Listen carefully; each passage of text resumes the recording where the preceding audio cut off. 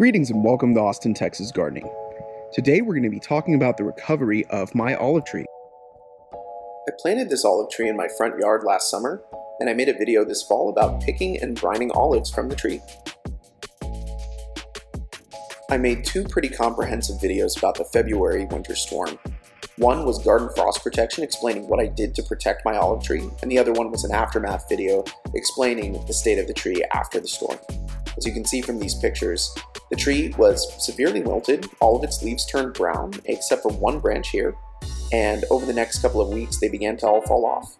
I learned that this was a good thing, and it wasn't until April that I started noticing a little bit of growth coming out of the base, as you see in this video here.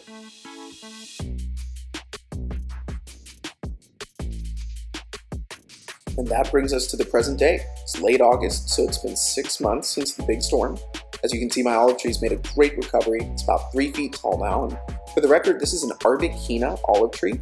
It was rated to have a frost tolerance of about 20 degrees Fahrenheit, so the entire winter storm was in the single digits. I really think the blankets and drop cloth that I put over it helped it out a lot, but it obviously had quite a bit of recovering to do. Pulling back some of this new growth, you can see the old trunk and some of the branches of the tree that I pruned back in April. And it really has made an awesome recovery. I'm very happy with this tree. For the record, all of this black mulch here is not something that I selected.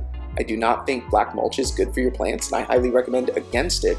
It just turns out that my wife and I are selling our house, and we're going to be discussing this more in our August garden tour, but we've decided to put out some black mulch on all the plants just to give it a little better curbside appeal.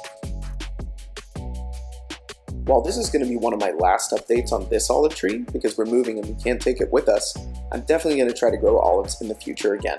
If you've been growing olives in Texas, let me know what your experience was in the comments. And thanks again for watching, everybody.